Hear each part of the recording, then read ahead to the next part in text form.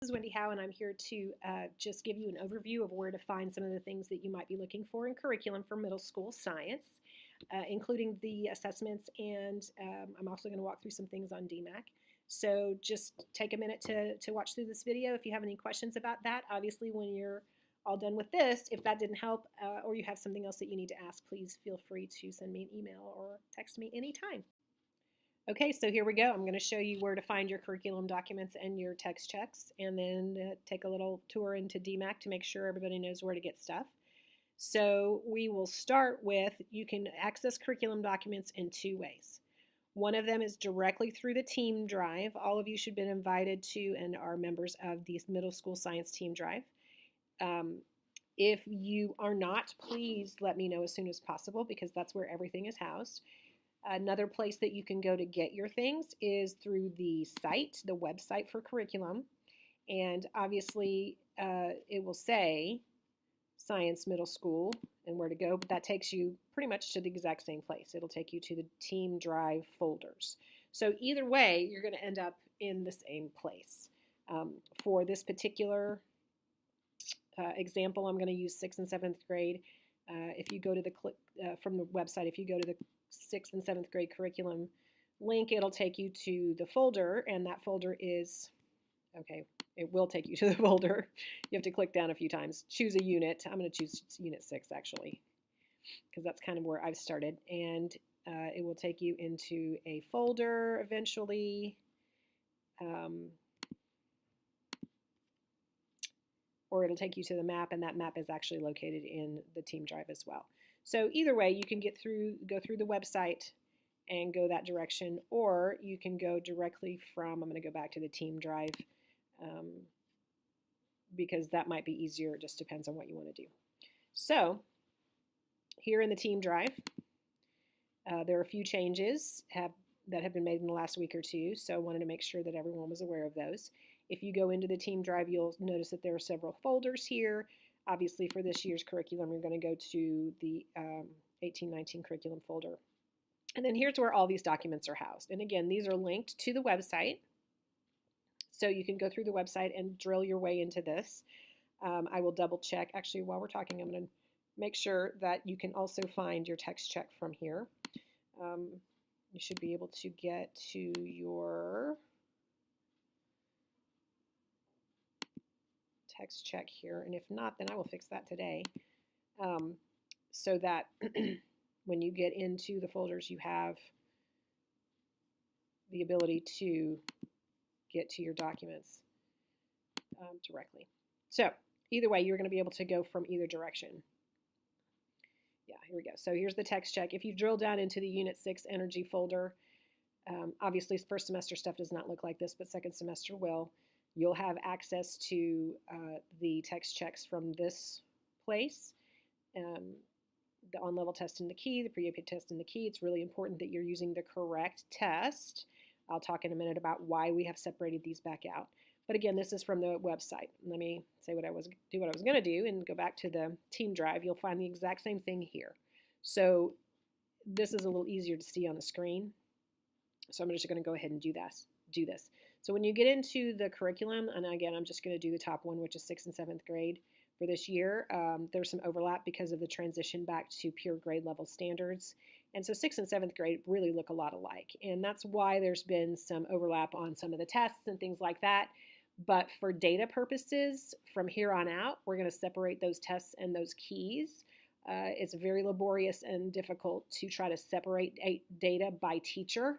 On the back side. And so to have separate keys on the front end where you give the 6th grade on-level kids a different key in DMAC and it'll be a different online code and things like that for them to do, it's much easier to see the data. DMAC doesn't do well when I have to start teasing apart different things. So that's why that part is changed. But back here into the folder, you'll have access to resources, lesson plans, text checks, and unit maps. And again, there's a couple of features that have changed that I just want to kind of point out to you on these. So again, I'm going to do Unit 6 for this because that's the one where I began some of the revisions that we were doing. And so you'll notice that There's a lot of parts to the map that are really good for, especially for people who've never taught this particular content before. One of the biggest changes you'll see, though, as you scroll down, is a little bit of a difference in the way that the I can statements are presented here. So for the last couple of years, we have tried to distinguish regular science, just 6th grade science, and I say on level a lot just to make sure we're all talking about the same thing.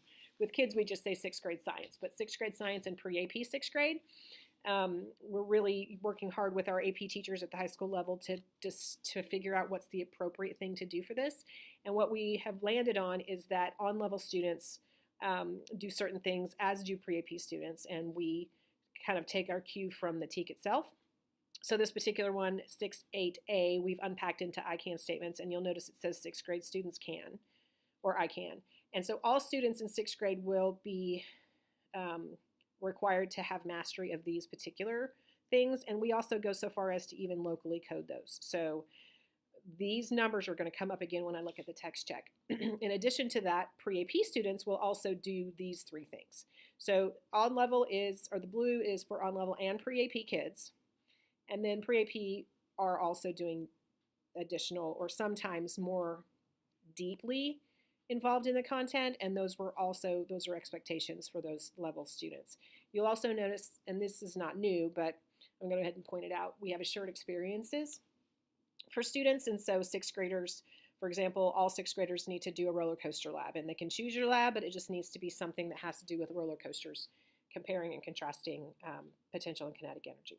So that's what the map tells you now, or will be telling you as soon as I can get all that done.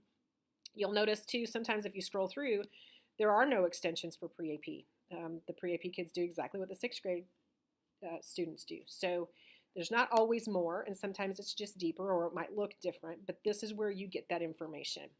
And again, that's in your maps folder of the team drive or from the site. Also in this folder, and this is probably the most important part for trying to find things without having to drill too much down in the sites, is the text check. So you can, like I said, you can get it from the website or you can get it here. And the most important part about this is that I've separated out the 2 tests by grade level. So 6th graders will have, it may be the identical questions as the 7th graders, but they are on different tests and they will have different keys in DMAC. And the reason for that is, like I said, getting the data apart once it's all in one big lump is hard. And also too, I really don't want 6th graders to think they're taking a 7th grade test or vice versa. So the heading is different, and it's important enough to just have that be appropriate for them. Excuse me. So the big difference between the on-level and the pre-AP tests, I will show you right now. They, again, based on the I can statements you just saw in the unit map, the on-level kids have,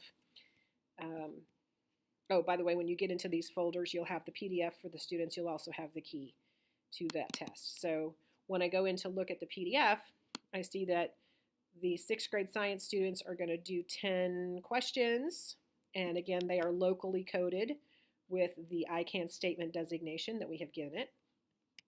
And then when I look at the exact same test for the pre-AP kids, or the same unit test, they will have the same 10 questions as the 6th grade science students have.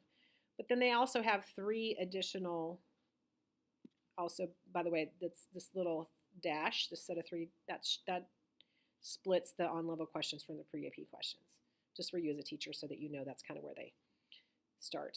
The pre-AP kids have 3 additional questions that correspond to those additional I can statements. Okay, so these are all completely coded and correlated to the I can statement where we are trying to assess their mastery. So that's how those tests look different. And again, the hardest part is going to be getting used to finding the key on DMAC. So I've also created a document for you. Let me get back out of here to streamline that. In every folder, you will have a document when you first get into the text check folder. At the bottom of that initial outside folder, you'll have a document that says administration, or it'll say text checks like this. And this is actually a place where I'm going to house the name of the unit, the name of the key, the DMAC key number, because sometimes when you are looking through, you don't have the name You have to hover for that, or this one just shows up as the key number. And then the online student code if they are doing online administration of that test. You'll also have, and this is new, you'll also have for every one of these the unit, the window for the administration of the text check. So you'll see that here, this is 6th grade on-level pre-AP. So 6th grade science kids are in green, pre-AP kids are in sort of a purple color, and that's just to make sure you're looking at the right one. If for any reason you have the wrong key selected and kids enter questions, then we have two choices. We can either move their questions over to a new key, as long as they're all the same, we can do that. If you have given an on-level key to pre-AP kids, they won't have enough spaces to enter all the questions, then we have to have them just redo that. And then I can delete, just tell me, and I can just delete the old, the wrong response forms out of DMAC. I have the ability to do that. So that's what those look like.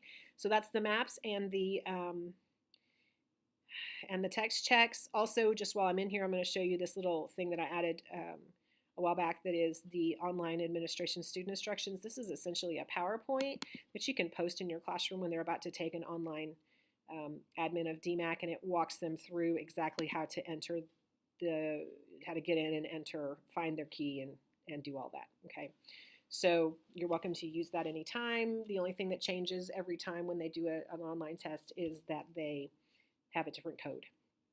And again, if that's here in red, they'll have a test ID is what they call it in DMAC. So that is how that works. As far as when you can expect these things to be done, I'm working to get as much as I can ahead of everyone. The big goal for the changes in curriculum was a more clarity around the maps, as well as the text checks were too long, and we need to cut those up and also make them by unit. So it makes it feel like we're giving tests more often, and that's absolutely going to be the case, but they are going to be much, much shorter. We're going to take out some of the redundancies and things like that. So I anticipate about 10 questions, maybe 12 max for science, for on-level science, 7th and 6th grade. A few more of that, obviously, for accelerated. And then pre-AP kids, they'll just have a few more. So our goal really for text checks is to give them a little more frequently, and then to give them, and then have them be really doable, I mean, ideally in half a class period. Like that's, we don't need to spend so much time in assessment that the kids just are drowning in that. So those are a couple of things that might help you find your way through. If, again, you don't have an invitation yet to this team drive, let me know. If you ever find an error, I'm working on this, but there's always a possibility when I have to have my hands on everything and one person's doing it that I make a mistake. Please do not hesitate to go, hey, there's something wrong with this. You're not bothering me. I'm really happy to hear from you when we're all trying to make this a little bit better. So I will be coming around to PLCs to see people in the next couple of weeks and answer questions, and I'm always available if you need anything. So that is middle school curriculum updates in a nutshell. Again, this is Wendy Howe. Email me anytime and let me know if you need anything, and I hope you guys have a great day.